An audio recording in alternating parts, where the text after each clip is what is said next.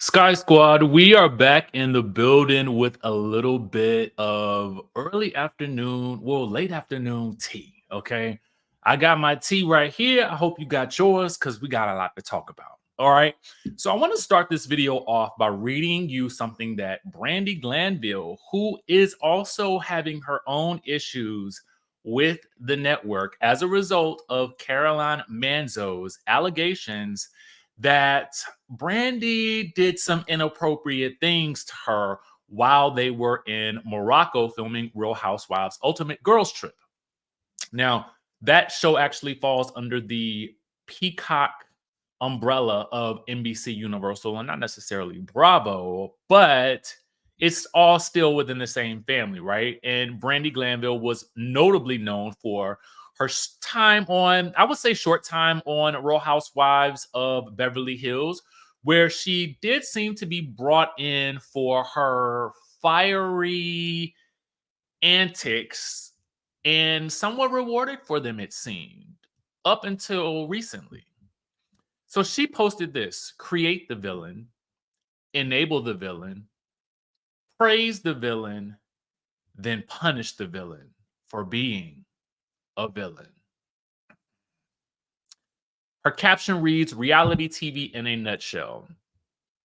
And I thought it was appropriate for this conversation today because I think that it really does somewhat sum up what is happening in reality TV.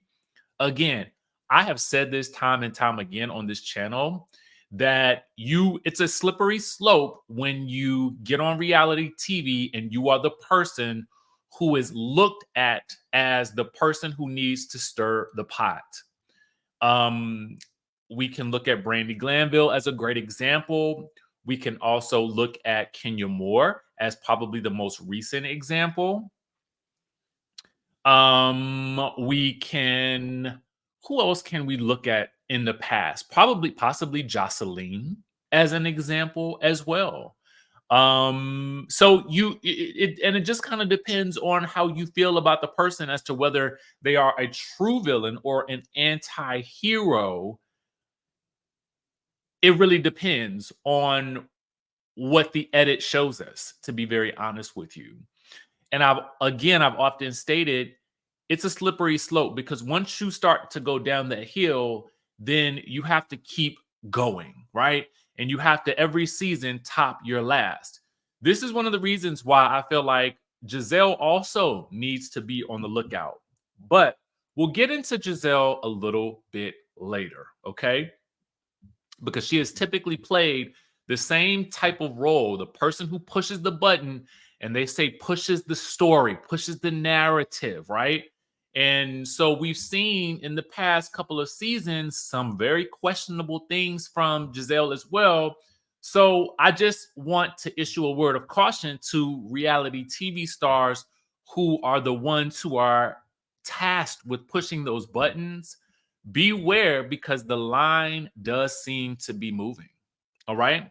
So now that we talked about that, let's talk about Kenya Moore's statement about this entire situation, right? Now, I didn't post the photo that she actually posted on her Instagram because it's really focused on her baby Brooklyn, right? The photos, the visuals. So, shout out to our friends over at the Jasmine brand because they actually posted what she wrote in her caption. Now, this is something she wrote today. It says, "Thank you for all the support, Team Twirl." Okay. My heart is full and my conscience is clean. She's saying her conscience is clean. So many false claims hiding behind anonymous sources. All this conversation and no facts being reported. If a claim or a source was valid, what would they hide? Would they need to hide? My life is blessed. Myself and my daughter will continue to thrive in a non toxic environment where we feel appreciated and, most importantly, protected. Thank you, God, for covering us. Then she makes it a point. The rumors and narrative about me randomly showing inappropriate images or revenge P is 1000% untrue. I have proof and I will share soon. So, what is the proof? Is there footage from the event? Can somebody who was there speak out? Let us know what was shared, because it would seem as though if nothing happened, then there would be no need for the investigation, right? Production would be able to vouch for it, correct? I don't know. That's really anyone's guess. But we do have a bit more intel into the situation, courtesy of Bryce Sander. Okay, now Bryce Sander, if you guys don't know, does a lot of reporting for reality TV, housewives, and that sort of thing. So he's typically a reliable source. He says yes, and this comes to us courtesy of Bravo Snarkside. He says, yes, the Kenya exit is real and it was her choice. It's unclear how, if at all, this will be addressed on Real Housewives of Atlanta when season 16 airs. They could just edit her out, slash around this. And as for the reports, the door is open for a future return. I've been told that that's not necessarily true. So, a lot to really kind of dig into here, okay? First, he said it was her choice, and we'll dive into that further in a second. He says, how will it be addressed? That's a question many of us are asking ourselves as well. Then the question also becomes, will they keep any of this footage with her?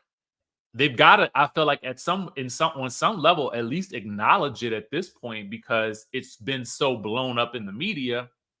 And then we have to look at this idea of her being technically on pause, because he's saying that he's been told it's not necessarily true she'll ever even come back.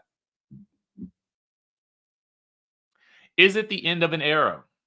Something that Kandi has to say, and we'll talk about that in 1 second as well. So a user on Twitter asked, what happened? We just saw a physical altercation on New Jersey. This whole thing seems overblown.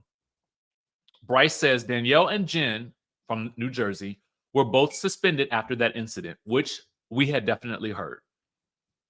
And they were only cleared to return after an investigation. Same as Kenya's case. She opted out. It all comes down to, quote, code of conduct clauses in their contract, which are under a microscope in the current climate of lawsuits. As I mentioned earlier, tying it back to the Carolyn Manzo of it all, with what happened with her and Brandy Glanville in Morocco, that whole lawsuit. We've heard there have been plenty of lawsuits that we've had to talk about over the past couple of years, okay? Especially within this past year cycle, right?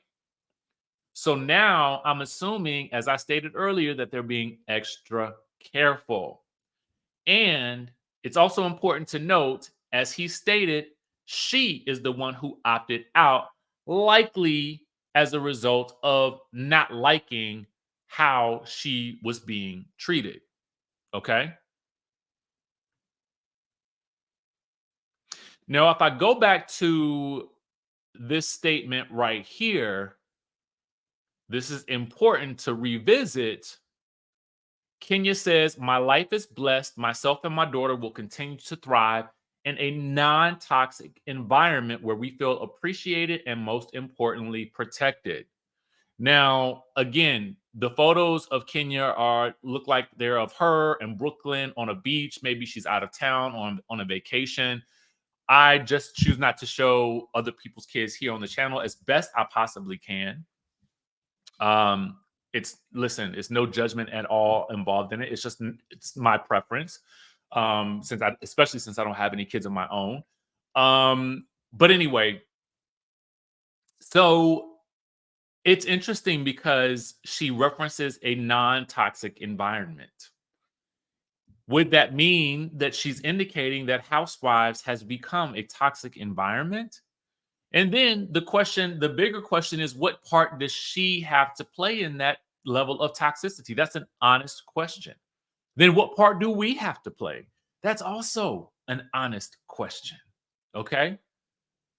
So lots to discuss there, right? So as you guys know, Kandi has been very vocal about how she feels about Kenya Moore and what she is going through currently. So Kandi, we talked about previously in an interview with the Streets Morning Takeover with Young Jock while she was on with Tiny, really was basically like questioning where is the line, right? Who is setting up the rules of engagement? And she doubles down on believing that Kenya Moore shouldn't have been dismissed from filming. She says, quote, she didn't make up anything about somebody. So then that leads me to believe if Kandi is saying that something happened. Something happened or was shown. I'm not sure what. Okay. And then she says, when did the rules become she had to be nice about it? I would play you more because there's definitely more from the clip. I mean, but basically, those are the questions that she is asking. She says that she didn't make up anything about anybody. So I would have to assume that Kandi knows at least some behind the scenes of what's going on or is privy to some information, especially since Kenya is her friend. And she goes on to talk about other things that Kenya has done in the past. And, you know, she references things that we talked about in earlier videos, the cookie lady showing up to, you know, the event with the butt pads on, showing up to Marlo's, you know, grand opening with the marching band and whatnot. And she even basically goes on to say that some of the things that Kenya does is not necessarily nice. And we'll talk about that a bit more in the next in the next segment, but I just wanted to let you guys know that it's you know, you can see that here. That's how she feels about it. So she's really standing on business for her friend. All right. Now, here we can see where Kandi did an Instagram live, courtesy of our friends over at Reality Entertainment TV on Instagram. And so I'm just going to play you a couple of clips of audio of what Kandi had to say. Definitely. My friend Kenya is leaving one of her platforms, which is the Real Housewives of Atlanta. You guys already know I was gone top of the year. And Kandi was like, I was out of that joint. I had made that decision for myself. But unfortunately, my girl Kenya, you know, she was a part of this season. And then there was an incident that happened. I wasn't there. I can't give you a details of what happened. But it makes me sad. You know, I'm not lying about how I feel because she is my friend. I do love her. I do not know the other young lady, so you know, it's not a diss to her. It's just standing up for her friend, standing on business for her friend. just simply, I just feel like Kenya, I know she goes far sometimes, right? And I get it. That's why I was talking about that line, guys. That line, where is the line for the network? Where is the line for the cast member? But I have never known her to make up anything about anybody. And if things are out there about you, when you join on a reality show, unfortunately, people are able to pull up things that you've done and share them. And not to say that it's always a nice thing to do or that it is a cool thing to do, but it happens. And so here's one of the things that I want to kind of interject because I kind of feel like I think this is probably where we are with reality TV, specifically the Housewives format, as we spoke about earlier. If the expectation is now that the moment that you get on there, someone is going to be coming for you and whatever you may have done previously, allegedly, let me put the alleged badge up here. Then what are we, is that what we have all agreed that we want housewives to be? Or is that didn't seem to be what the initial show was about? And I think it really is, it drives home the point of how far we've gotten from what the show used to be. Just my thoughts. Just my thoughts. Kind of hate how because of the situation, she had, they decided to part ways or whatever. And I just felt like, well, dang, like it wasn't nothing else we could do. We couldn't have just said, okay, because I just feel like Kenya is a major part of the show. And I feel like this is the end of an era. I don't care who disagrees. I feel like it's the end of the era. It doesn't matter if you didn't like her or whatever. I do have to agree with Kandi. I think that we are in the end of an era, specifically for quite a few shows. And Atlanta is probably one of them. I mean, it's the end of a specific type of era for Housewives, I think, as we know it. I have to agree with her on that. That's not to say that people won't still watch it. That's not to say that. But I think you all feel exactly what she is saying here, despite whether or not you agree with what Kenya did or not. You always going to need somebody who doesn't mind being real and keeping it 100 on camera, pushing the story, meaning like bringing up things that other people be trying to avoid the topic, and you got to have that person, or else everybody's just going to be talking about only what they think is cool for them. They're not going to necessarily take on the hard conversations on the show. And so I think she's one of those people who made sure that people spoke about what they had to speak about. And so now, so interestingly enough, I also felt like they tried to push Marlo in that role in the past 2 seasons, and I don't necessarily think that that worked for her. So again, it just how far do you push to get people to talk about what needs to be talked about in order to make good TV? now that she's gone, I just want to see how that's going to work. I don't know. Unfortunately. So, lots of things to discuss and dissect in that clip by itself. And some of them we've already discussed, so I don't see the need to go back down the rabbit hole, but I just think she brought up several very interesting valid points that need to be discussed. And something else that I do remember Nene saying at one point in time was that Kenya, I'm not don't quote me verbatim, but she made a reference to Kenya's entry into Housewives being the ultimate downfall of the show. And I don't know why that just popped back into my head right now. And this is not an anti-Kenya rant or anything like that. It's just I'm remembering things and I'm discussing different points and objectively trying to look at the situation from the lens of somebody who's been talking about these shows for the past 8 years, right? So maybe I'm at a point where it is coming to an end for me. I don't really know.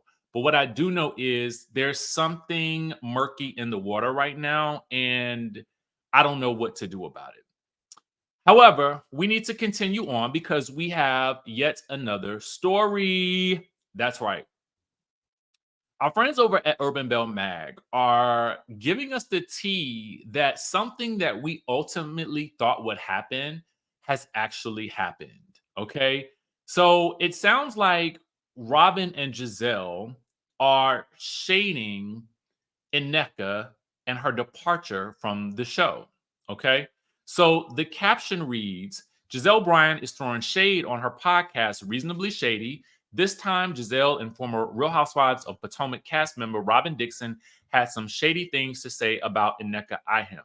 So if Robin is there, has she already filmed Traders? Did she get cut? Has Traders already filmed? Like, I'm trying to figure it out. Like, somebody let me know because I